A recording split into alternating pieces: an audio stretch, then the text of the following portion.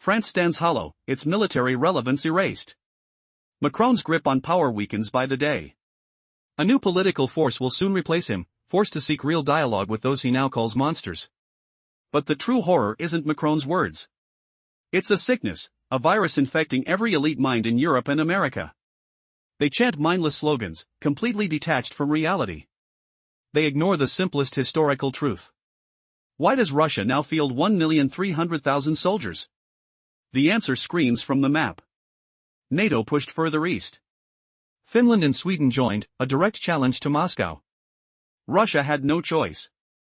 It deployed 70,000 troops near St. Petersburg, a shield against the northern threat. It bolstered forces on the Kola Peninsula. This isn't aggression, it's survival. You cannot ignore an alliance moving to your doorstep.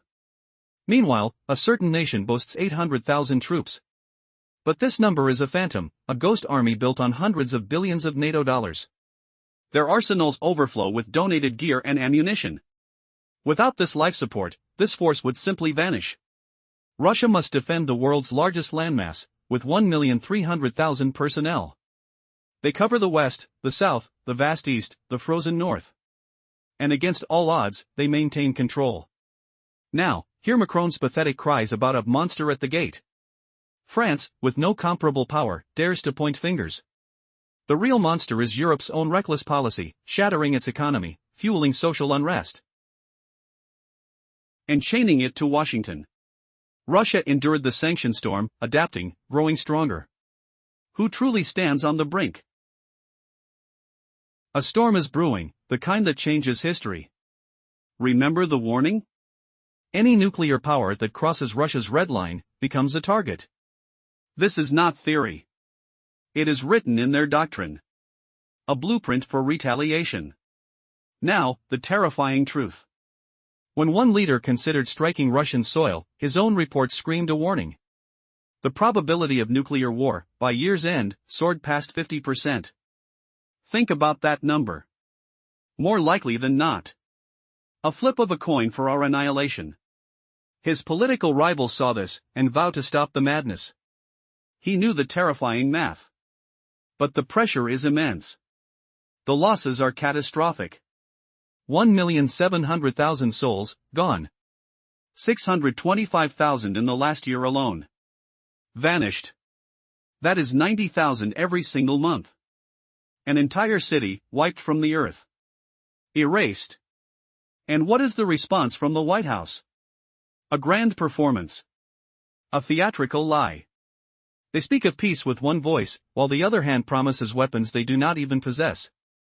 They proudly announce a sale of 3,600 missiles. A massive number, with a 700-kilometer reach. A promise of salvation in 6 weeks. But here is the brutal twist, the real scandal. Those missiles do not exist. Their factories can only produce 1,000 a year. The grand offer is a phantom. An illusion for the public. And the final twist is even darker. Even if they arrive, Washington will control every single launch. Each target, approved across the ocean. Every fired rocket is not their decision. It is a direct act of war by America itself. How long can this terrifying charade continue before the entire world is pulled into the fire? Part 1. American analyst Ritter saw the Russian front line with his own eyes. He spoke with their soldiers and special forces. What he witnessed there shocked him to the core, but not in the way you might think. He found them not as monsters, but as incredibly focused and calm professionals. In a place where one wrong move means death, there was no fake heroism. Just an unbreakable inner strength and quiet faith in their mission. Their eyes and words said everything. They know exactly why they are there. Part 2. Against this backdrop of Russian resolve, the words of European leaders sound utterly absurd. French President Macron called these men ogres. A monstrous label for the very soldiers Ritter found so composed. The irony is staggering. A leader of a major European power uses childish insults, while the men he insults respond not with anger, but with dark humor. They simply add more ogre patches to their gear, turning the insult into a joke. How can a serious statesman be so deeply unserious? Part 3. The real joke, according to Ritter, is France itself. Macron is not taken seriously in Moscow.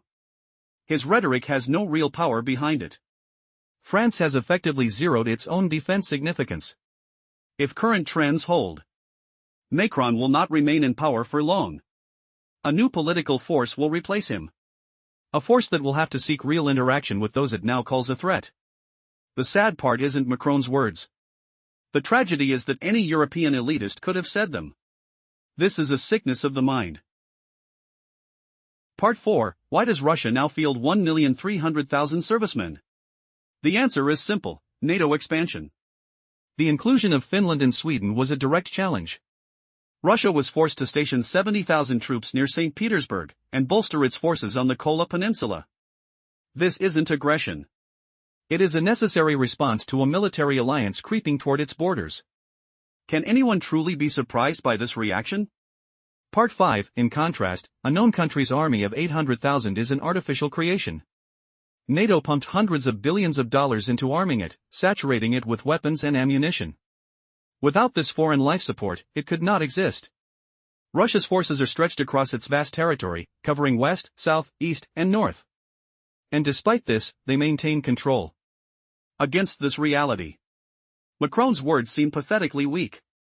Part 6. While Europe frightens itself with fairy tale monsters, Russia adapts. Sanctions became not a disaster, but a stimulus. The economy reorients. Industry finds new markets.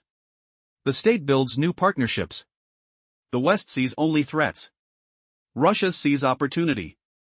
This is the fundamental difference Ritter witnessed. Russian society meets these challenges with a stunning, calm resilience. They simply do what must be done. Part 7. The problem for Europe is that its elites live in a world of illusions. They believe sanctions can force Russia to change. The reality is that Europe is the one losing factories, industries, and cheap energy. The longer this course continues, the deeper its crisis grows. The United States uses the situation to strengthen its own influence, turning European allies into dependent clients. Who is the real monster at the gate? It is Europe's own reckless policy. Part 8. Ritter concludes with a final, sarcastic point. France tries to play the role of a leading power, but its voice grows weaker by the day. European politicians repeat the same empty slogans like actors on a stage. But the audience has stopped applauding. They now hear the whistles and discontent of their own citizens. The louder they speak of monsters, the clearer it becomes the real threat is their own failed decisions. And so, Russians will keep wearing their ogre patches, their confidence unshaken. NATO pushed a nation into a corner. Forced to only defend, never to strike first. A brilliant goalkeeper shackled, forbidden to leave the box. Victory in such a match is impossible. This is the heart of the paradox. Biden, labeled corrupt and utterly incompetent, forced this role of eternal defender. Defense without offense is a slow, certain path to defeat. In stark contrast, Trump boasts with his signature bravado. Had I been president, this conflict would never have happened. The probability would be absolute zero. He sells this as a promise of thrilling times ahead. Do you applaud the confidence, or laugh at the absurdity? This is the same man who once embraced Putin in Helsinki, seemingly craving a Nobel Peace Prize. Now he openly discusses expanding a proxy war. Does this feel like a calculated double game to you? One moment he preaches peace, the next, he analyzes missiles, doctrines, and escalating the fight. How do we explain such stark contradictions?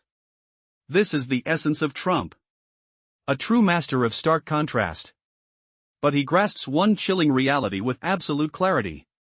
It is etched into Russia's nuclear doctrine, published for the entire world to read last November.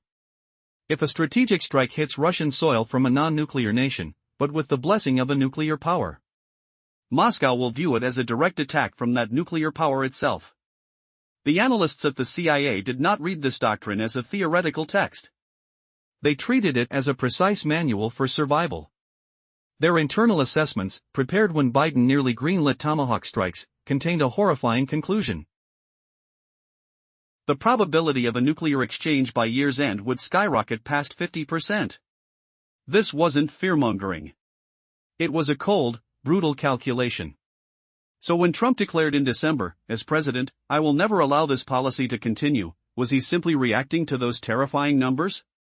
He understood the apocalyptic risks perfectly. Yet now, powerful forces pressure him from all sides. The question hangs in the air, heavy and urgent, whose pressure will ultimately dictate the fate of the world. The stakes have never been higher. Macron's words are not an exception. They are a symptom of a sick mind. Any European elite could say the same thing. This is a virus of hatred, spreading through the USA and Europe. People repeat nonsense, completely detached from reality. They ignore history itself. Why does Russia now have 1,300,000 military personnel? Because NATO expanded. Finland and Sweden joined, forcing Moscow to act. 70,000 soldiers were deployed near St. Petersburg to cover the northern direction. Russia did not want this, but had no choice when NATO came to its borders. NATO pumped hundreds of billions of dollars into arming a certain country, creating an artificial army of 800,000. Russia's 1,300,000 must defend the entire vast territory, all directions. And they are holding the line. Against this backdrop, Macron looks pathetic. His words are not just ridiculous. They are deeply offensive. But Russians have a brilliant sense of humor. Their response? They will simply wear more patches with orcs. Now, the most painful question. Can you even win a conflict when you are forbidden from striking the enemy's territory? It feels like this country is trapped in a cage, only allowed to defend, never to attack. It is like a football team with a brilliant goalkeeper who is forbidden to leave the goal. You agree? There is no chance to win such a match. Absolutely correct. And this is where the entire paradox lies. Biden, as Trump often says, proved to be corrupt and utterly incompetent. He forced this country into the role of eternal defender. But defense without offense is a slow path to certain defeat. Trump, with his usual bravado, claims that had he been president, this conflict would never have happened. But what is the terrifying truth behind these political games? Who is the real monster at Europe's door? Is it the calm and collected soldiers? Or the leaders who have lost touch with reality? The answer will shock you. Western leaders chant slogans of fear, while their own people boo them from the stands. Their hollow performance is met with whistles, not applause. But why do they keep pushing this absurd script? The louder they scream about monsters at the gate, the clearer it becomes. The real danger is their own disastrous decisions. An expert, Ritter, just laughs at Macron's words. Russians now wear orc patches like medals, a symbol of their unshakable calm. Yet in Europe, this is proof their leaders live in a fantasy world of fear. Now, listen to his shocking first-hand account. Ritter states, quote, "That is the monster at our door. I am not saying France will be under threat tomorrow, but it is a danger for Europe. We must not be naive. I say this with great respect for the Russian people, their great history, their traditions, their leaders. But the fact remains." He reveals a stunning detail from his visit late last year. December 23 through January 24. They did not let me near the front line, of course. A 64-year-old American? No chance. But I spoke with soldiers and commanders away from the edge.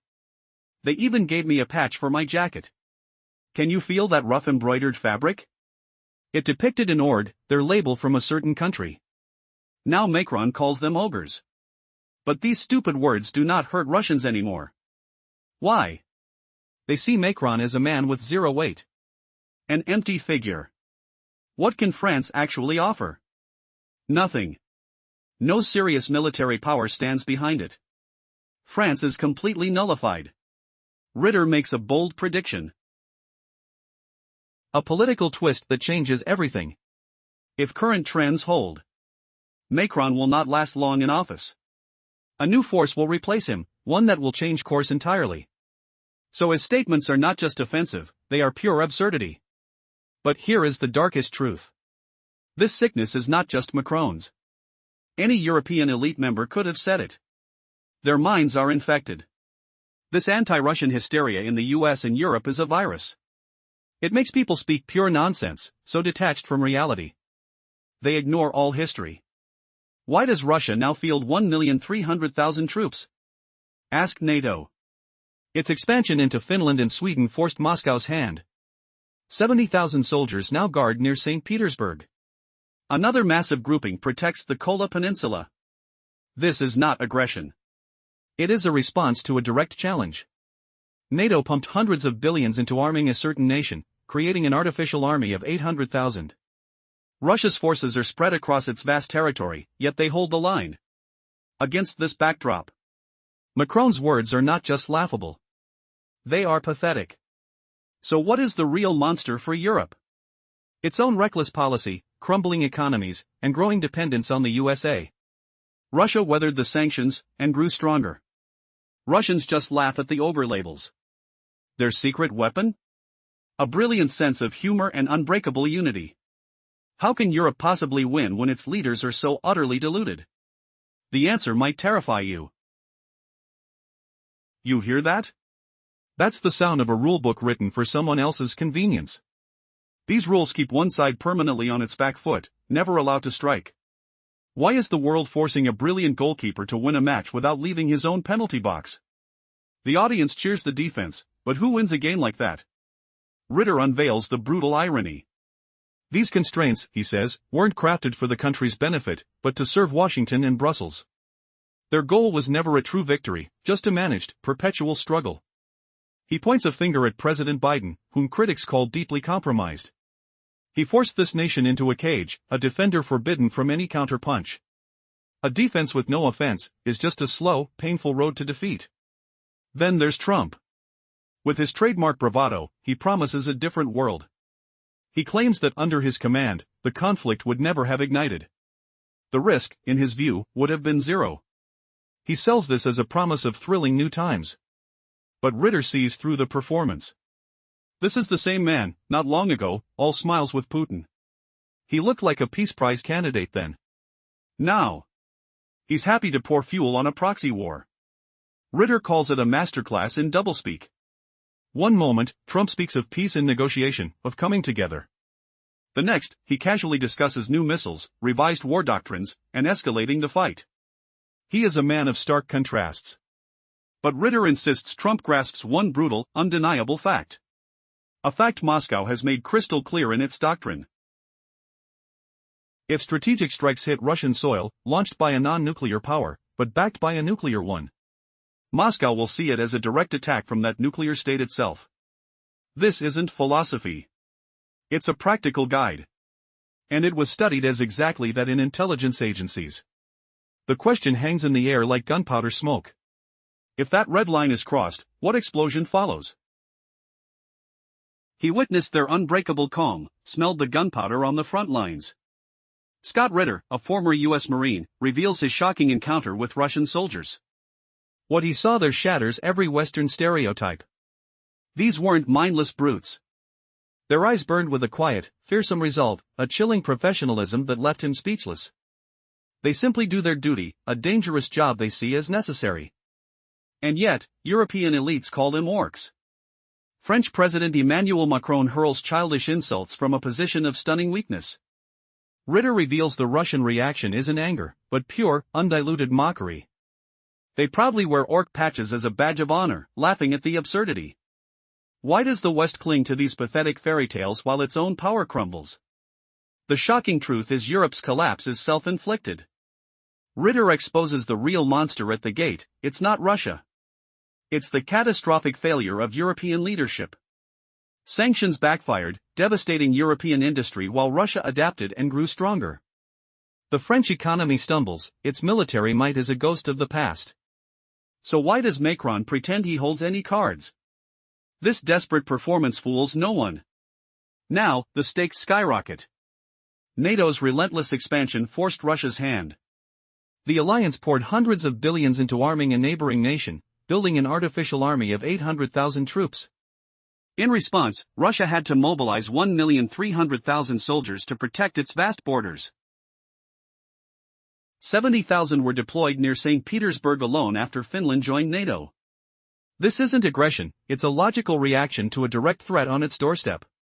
So we arrive at the ultimate paradox. One side is shackled by its own rules, forbidden from striking back decisively. How can you win a fight when you're only allowed to defend? Ritter paints a devastating picture. It's a soccer match where one team has a brilliant goalkeeper but is banned from crossing the midfield line. The crowd cheers the saves, but victory is impossible. The rules were written in Washington and Brussels to ensure the game never ends. But who is really pulling the strings? Ritter pulls back the curtain on a dangerous farce. Trump's most explosive threats, they aren't even his own ideas. Advisors and generals whisper in his ear, feeding him lines for a terrifying script he doesn't fully understand. Senators like Lindsey Graham treat potential global catastrophe like a casual round of golf. The entire show is performed for a domestic audience, a reckless game with nuclear stakes. The entire world now relies on one hope, that Moscow sees this for the dangerous bluff it truly is. The curtain could fall in an instant. An American analyst visits the front lines. What he discovers there shatters every Western stereotype. He meets soldiers with an aura of unbreakable calm. Their hands are steady. Their eyes hold a profound certainty. In a place where every breath could be your last, they exhibit zero panic, zero heroic posturing. This is not a performance. It is a deep, unwavering belief in their cause. These are the men a European leader recently labeled ogres. How can such a grotesque insult be hurled at these men? The truth behind this absurdity is more terrifying than any fairy tale monster. The irony is staggering. While Russian soldiers display iron resolve, the French president chooses to speak in childish fantasies. He calls them monstrous creatures at the gate. But who is the real danger? The men who stand firm with quiet confidence, or the politician whose words are empty and powerless? The Russian response is not anger. It is mocking laughter. They proudly wear more orc patches on their uniforms, turning the insult into a badge of honor. They see Macron's France as a nation that has lost its way, a country with no real military power left, a voice that echoes in an empty room. His words carry no weight because his nation has zero global influence. If trends continue, his political career is finished. This sickness of the mind is not isolated to one man. This virus of ignorance has infected the entire Western elite.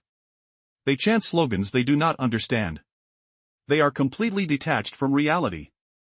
They ignore a fundamental historical fact. Why does Russia now field 1,300,000 soldiers? The answer is obvious. NATO pushed closer. Finland and Sweden joined the alliance, a direct challenge to Moscow. Russia was forced to station 70,000 troops near St. Petersburg, to protect its northern flank. This is not aggression. This is a response to a direct threat. Meanwhile, a neighboring nation boasts 800,000 troops, an army artificially built by hundreds of billions of NATO dollars. The true monster is not at the gate.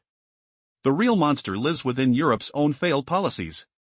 It is a beast of economic decline, social instability, and pathetic dependence on the United States. Russia has weathered the storm of sanctions, adapting and growing stronger. Its society stands united and shockingly resilient. They use challenges as fuel for development. The West, however, is trapped in a nightmare of its own making. Its leaders are like bad actors on a stage, but the audience has stopped applauding. All they hear now are the boos of their own citizens. Macron's pathetic cries about ogres only prove one thing. Europe's leadership is a tragic joke. And the world is laughing. A quiet panic is gripping European capitals. Their own weaponized economy is now turning against them. The Belgian Prime Minister dared to say what everyone whispers: trust, built over decades, is shattering. Their grand sanctions have backfired. Instead of punishing Moscow, they've shown the world that in Europe, property rights and market rules can vanish overnight. Can you hear it? The low rumble of capital fleeing, the nervous clicks of keyboards transferring trillions of euros to safer shores. Switzerland. Singapore. Anywhere but here. They preached the sanctity of private property from every Brussels podium for half a century. Now, with a straight face, they talk of expropriation. Of new approaches. The hypocrisy is so thick you can almost smell the expensive coffee and fear in the conference halls. China is alarmed. India is quietly moving its money. The Arab nations are seeking new financial fortresses. A chain reaction of distrust, all started by Europe itself. But the elites are still stuck in their fantasy, crafting new declarations while the foundation crumbles. And who will pay the price? Not the politicians. The European taxpayer will face the coming storm. New budget holes. New austerity programs. A future of grim austerity paid for by their leaders' arrogant miscalculation. The ratings of European banks are already plummeting. The investment climate is freezing over. The safe harbor for capital is now a dangerous, unpredictable shore. What happens when the entire financial world decides Europe is no longer a safe bet? The reckless push to punish Russia is creating a monster. And it's standing at Europe's own door. The West ties an anchor to its own leg. With every move, it sinks deeper. As nations from China to the Gulf witness these frozen reserves, a silent revolution begins. The dollar's reign weakens. The euro's influence cracks. New financial systems are being born, systems that will never trust Brussels again. In Italy, the staggering cost of foreign aid now overshadows vital national projects. In Germany, public fury erupts. A recent poll reveals over 60% of citizens believe their nation spends far too much abroad. The elite in Brussels pretend this rebellion isn't happening. They carefully avoid the topic at their next major summit. Why? The risk of total internal collapse is too high. A bitter division tears Europe apart. Poland and the Baltic states scream for ruthless action, for outright theft of sovereign assets. But Germany and Belgium hesitate. They know the terrifying economic fallout that would follow. Their banks and industries still reel from the self-inflicted energy disaster. Another shock could shatter them completely. This isn't just about seizing billions from one nation. It's about the terrifying precedent it sets. Tomorrow, it could be any country deemed an enemy. The very concept of rule of law would vanish, exposed as a hollow joke for domestic consumption. One official warned his colleagues, "You want to shoot yourselves in the foot? Go ahead. Just don't cry about the pain later." And while this economic suicide plays out, the media trumpets tales of solidarity.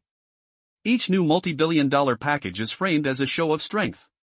But what is this strength, truly? It is crushing debt for ordinary people. It is rising taxes. It has slashed social programs for the elderly and the poor. Europe is sacrificing its own future, for a war it cannot win. Will the continent's leaders finally see the truth before it's too late? An American analyst went to the front lines. He spoke with Russian soldiers and special forces. What he saw left him stunned. These were not the mindless brutes of Western propaganda. They were calm, confident, focused. Their eyes held a quiet resolve, a chilling clarity about their grim work. They asked for no praise. Expected no thanks. This quiet strength, he says, is more powerful than any political slogan. And then came the insult. The French president, Emmanuel Macron, calls these men ogres. He warns Europe of a monster at our door. The absurdity is breathtaking. A leader of a major nation resorts to childish name-calling. But the Russian response? They don't get angry. They get ironic. They simply stitch more ogre patches onto their uniforms, turning the insult into a badge of honor. They laugh. Why? Because in Russia, Macron is not taken seriously. What power does France truly have? Its military might is diminished. Its economy is struggling. His words are empty, backed by no real force. The sad truth is, any European elite could have said this. It's a sickness of the mind. A virus of ignorance spreading through Western capitals. They repeat silly slogans with no understanding of the reality on the ground. They are dangerously detached from the truth. Look at the numbers. Why does Russia now field 1,300,000 troops? The answer is simple. NATO expansion. Finland and Sweden joined the alliance, pushing right to Russia's border. In response, Russia was forced to move 70,000 soldiers near St. Petersburg. This isn't aggression. It's a reaction. A necessity. Meanwhile, a certain country boasts 800,000 soldiers. But this is an artificial army, bought and paid for with hundreds of billions of NATO dollars. Russia's forces are stretched across its vast territory, yet they hold the line. Against this reality, Macron's words seem pathetic. The real monster menacing Europe is its own irresponsible leadership. Policies that are crushing its economy and creating dependency. Sanctions were meant to break Russia. Instead, they forged a stronger, more resilient nation. The Russian people adapted with astonishing calmness. Their economy pivoted. Their industry found new paths. They turned a challenge into an opportunity. This is the fundamental difference. The West operates on fear. Russia operates on resolve. The analyst's final warning is stark. Europe's elites live in a fantasy world. They think they can win with words and stolen assets. But with every threat, they only weaken themselves. Their citizens are already whistling in disapproval. The true danger isn't at Europe's door. It's in its own council chambers, where leaders have traded reality for reckless fairy tales. A single stray missile changes everything. Washington must approve every single target. Any launch is an American act of war. Russia will see it as a direct attack from the United States.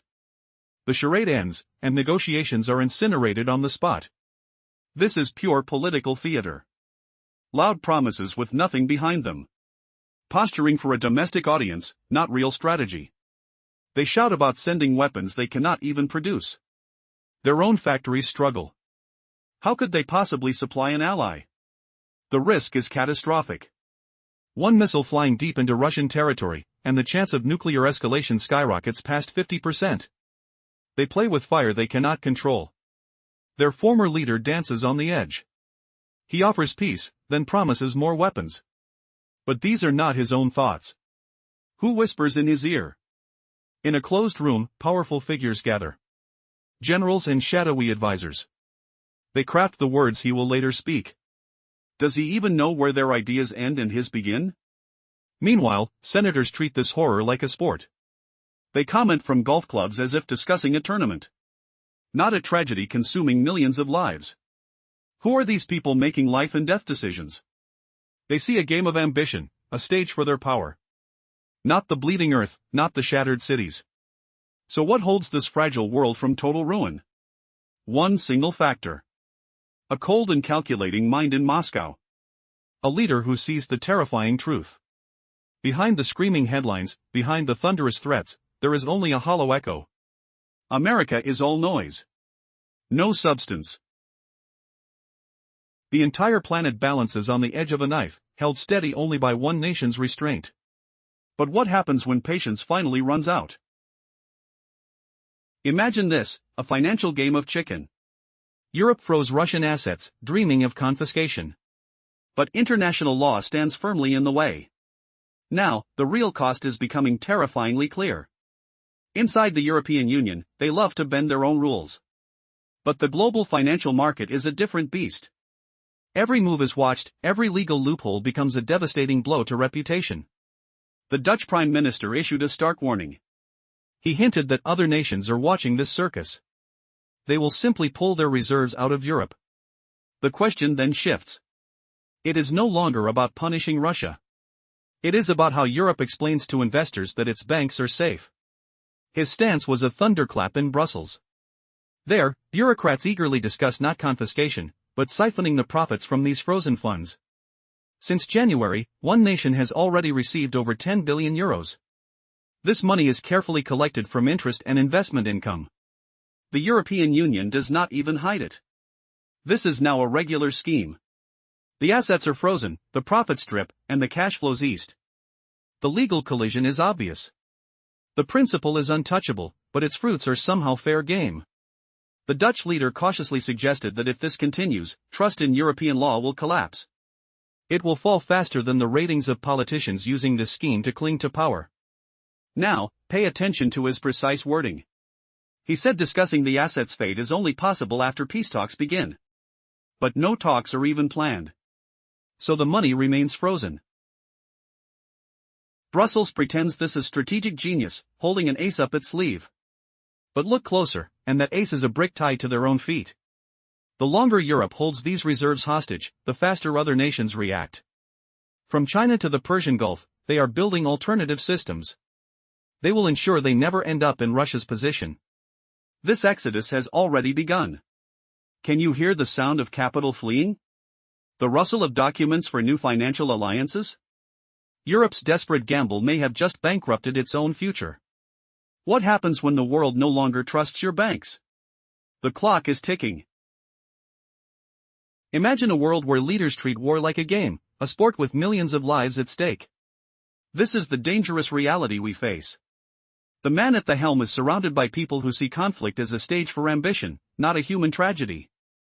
According to Scott Ritter, everything now hinges on a single, chilling factor.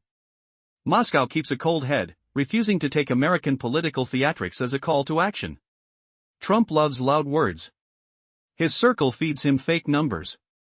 Biden plays the decisive leader. But the truth remains unchanged. The United States cannot deliver on its promises. All this talk of victory, thousands of missiles and quick solutions, is just a dangerous performance. Ritter warns this spectacle is lethal because the stakes are astronomically high. If someone on the world stage mistakes this play for real action, the final curtain could fall too fast. Then the entire world would suddenly find itself in a situation where sarcasm is no longer appropriate. Meanwhile, Europe's agenda exposes a familiar contradiction. Brussels talks a big game about punishing Moscow, but in reality, every bold decision backfires. It becomes a legal trap, a political risk, and economic self-destruction. Belgian Prime Minister Alexander De Croo, a man with no sympathy for Russia, said aloud what many colleagues only whisper behind closed doors. He called the confiscation of Russian sovereign assets a delayed action mine under the very architecture of trust in the EU financial system. His dry warning echoed in Berlin, no grand threats, just cold facts. Those central bank assets are legally untouchable. The desire of some governments to simply take them could trigger a total system collapse. His words laid bare the irony of European politics. Dreams might please voters, but international law stubbornly prevents them from becoming reality. Can you hear the clock ticking? The media screams of European solidarity, pumping billions into a foreign conflict. But this resolve is a lie, funded by crushing new taxes on their own people, and slashed social programs. Now, the grotesque truth is exposed. In Italy, the total spent on this foreign war now dwarfs funding for critical roads and bridges at home. German experts report soaring public anger, with over 60% of citizens declaring these astronomical expenses unsustainable, while their own economy plunges into recession. And against this backdrop of self-inflicted decline, these very politicians now seriously discuss confiscating sovereign assets. This isn't strategy, it is pure desperation. A pathetic attempt to project strength they simply do not possess. The stunning hypocrisy is deafening. These are the same leaders who lectured the entire world for decades on the sacred principles of property rights, and the inviolability of international law. Now they gather in Brussels like a cabal of gamblers, eagerly plotting how to loot hundreds of billions. If an outsider described this circus, it would sound like a twisted play. Each morning, a grand soliloquy on law and ethics. Each afternoon, a closed-door session on how to expertly break them. Each evening, a press conference boasting of their unwavering values. The very concept of justice within the EU has melted into a puddle of political convenience. Their loud sermons about principles are just a thin curtain, hiding a naked desire to prolong a conflict. The cynicism is breathtaking. Yesterday they swore confiscation was impossible. That it would shatter global trust in the entire Western financial system. Today, they whisper about direct seizure or cunning legal traps. What will they call this theft tomorrow? Reparations? A new legal formula? This reckless gambit risks the unthinkable, the final obliteration of trust in the entire European project. The very foundation of their economic security, built over generations, is now being sold for a fleeting moment of political theater. Will their citizens finally wake up and see how their future is being gambled away?